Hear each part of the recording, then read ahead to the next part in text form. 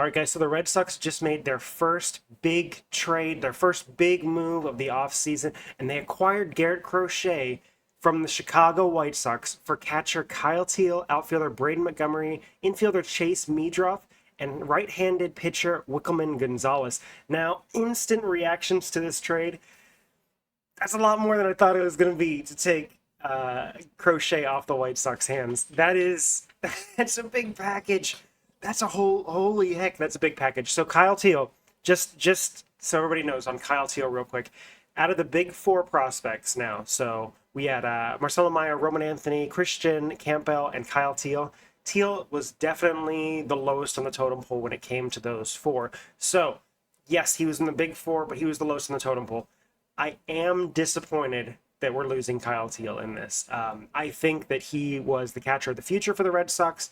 He has a great glove. His bat is a little bit more questionable, but at the end of the day, he's going to be a really good catcher in the big leagues. Maybe like a fringe all-star type guy, but he's a top 25 prospect just because he's got a solid hit tool to go along with being a very good catcher, which you don't see very often. He's definitely an everyday type guy. Now, outfielder Braden Montgomery, this is the most wild one, honestly, to me, that he's actually included in this. Because you look at Braden Montgomery, he was the first-round pick this last year, right? Like the first-round pick for the Red Sox, and they just traded him. And he was like a steal. He was somebody who was seen as like a top 3, top 5 pick, and the Red Sox drafted him 7th overall. And you were looking at him as a guy that could be like the next top prospect for the Red Sox. So pretty surprised that he's in there. Now, infielder Chase Meadroff, I was going to make a video on this guy pretty soon. He, in my opinion, is like the most underrated prospect in all of baseball. Has a truly elite hit tool, like elite. And he's a guy that is like an average defensive guy, doesn't have like a ton of athleticism behind him. And he kind of reminds me of like Luis Arraez in a certain aspect. But he's going to the White Sox. And then we have right-hander Wickelman Gonzalez. Now, Wickelman, he's got great stuff. Still potentially could profile as a starter. I think he's probably more like a back-end reliever. But overall, basically what we're giving up here is the White Sox are acquiring their starting catcher of the future.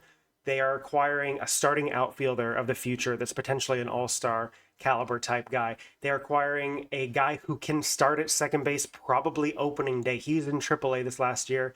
He spent the entire season at AAA, Meadroff did.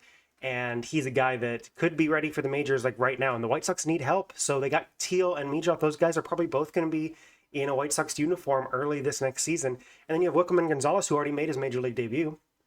So he's definitely going to be up there pretty soon. This is a massive haul for the White Sox. And my immediate reactions, I know a lot of people are out here and they're like, finally, we did something. Like if you go through, we're on Twitter right now.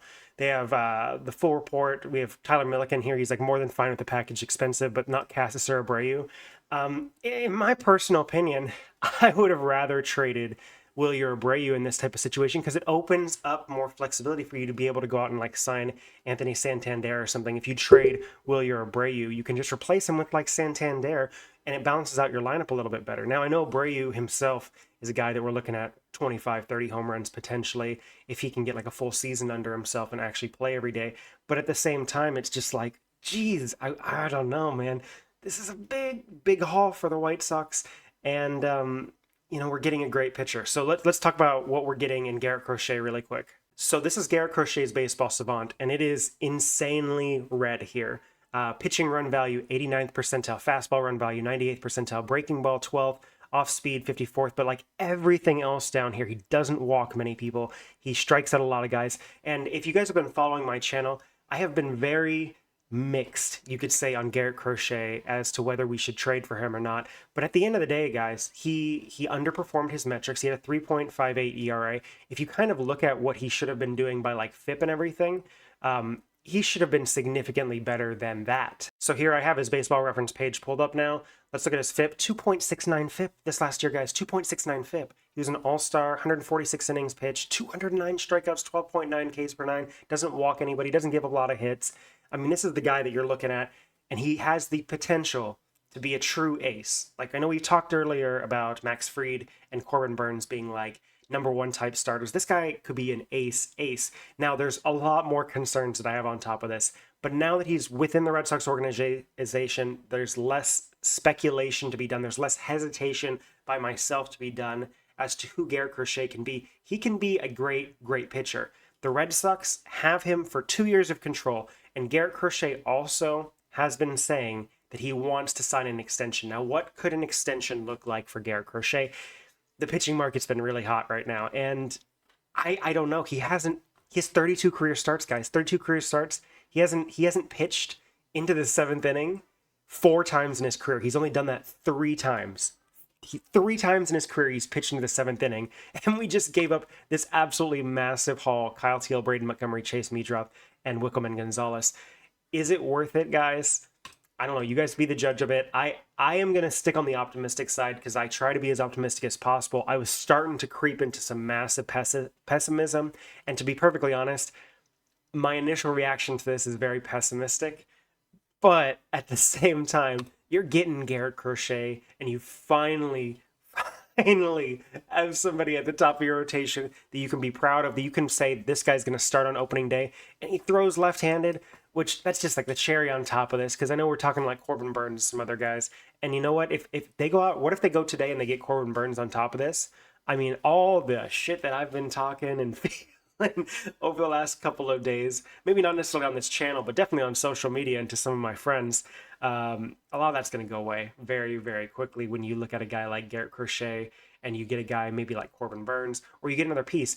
Now, this is step one. This is step one. This is not going to like make you an instant playoff contender. I think this makes you like a fringe type playoff team right now. Now, this is great. This is awesome. But what's next? What are they going to do next? And who can really say what they're going to do next at this point? Because I had no idea they were going to be able to pull this off. And I didn't think that Craig Breslow was going to have the guts to be able to trade one of the big 4. And I guess... I don't know. I mean, Kyle Teal, I guess he's the one that you're going to trade. Braden Montgomery, man, I cannot get over how big of a haul this is for the White Sox. If you're a White Sox fan watching this stream right now, you should be thrilled out of your mind, because you might look at this, and if the Red Sox go and they re-sign Garrett Crochet and they keep him for the next, 6 to 8 years on top of this, and he becomes like a multi-time all-star with them, challenges for some Cy Young votes, nobody in the Red Sox is going to care what really happens here. But if you are a White Sox fan, Kyle Teal is an all-star potential catcher. Braden Montgomery is an all-star potential outfielder. Chase Meadroth, everyday regular guy. Wickelman Gonzalez potentially could be like a good to above average reliever in your bullpen, maybe even better. He's got the stuff to be like even like a setup or closer type guy. This is a big, big, big haul for you guys. And so congratulations to the White Sox. Congratulations to the Red Sox. There's a lot of stuff to be excited about if you are fans of both teams, and there's a little bit to be worried about if you're a Red Sox fan. I think this is a clear win if you're a White Sox fan. And for the Red Sox, yes, it's a win because you needed to do something, and they haven't been doing anything lately. They haven't been, but it's a lot. It's a lot. So what do you guys think? Let me know in the comments. I'm going to digest this a little bit more throughout the day, and then we'll talk about it more later on. Do you guys feel like this is an overpay? Do you guys feel like this needed to be happening regardless of what we spent on it? Is Kyle Teal, Braden Montgomery, Chase Meadroth, Wickelman Gonzalez, is this worth it for him? I don't know. I'm going to go ahead and say yes right now. And if they can sign him and they can extend him, it's a yes.